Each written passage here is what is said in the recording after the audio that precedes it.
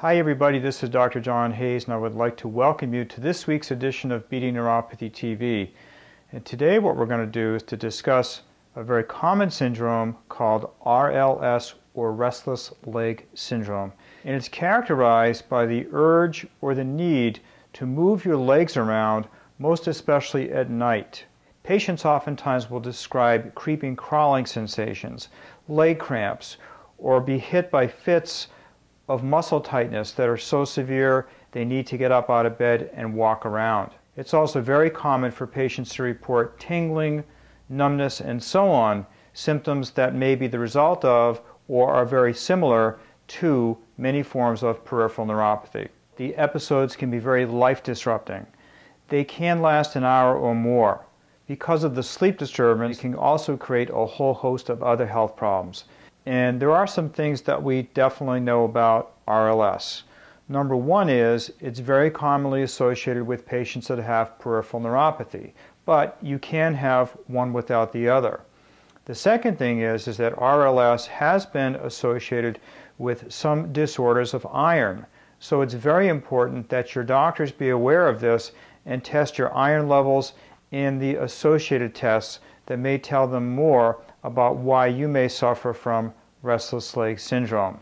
Now, why do people get it? We're not really quite sure, but just like peripheral neuropathy, it appears to be a disorder that is oftentimes secondary to something else going on.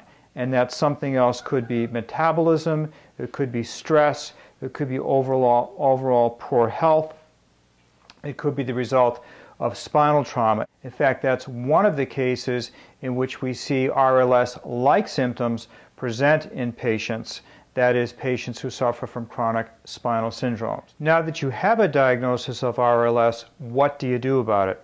Well, first of all, understand that there may be a familial tendency towards RLS, meaning if you have siblings or parents that have RLS, you may have it too.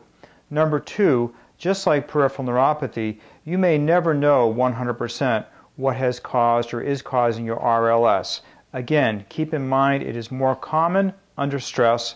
It's also more common in patients that consume caffeine, don't exercise, are otherwise in poor health, and if you are currently withdrawing from sedatives or some other medications. What we do know about RLS is that massage therapy, stretching, exercise, and indeed some dietary supplementations such as magnesium can be very helpful in improving the quality of your sleep. It's also important to understand that stress reduction techniques such as gentle exercise and meditation may ultimately prove to be helpful as well. Here's what I recommend you do. Go to facebook.com/beating neuropathy.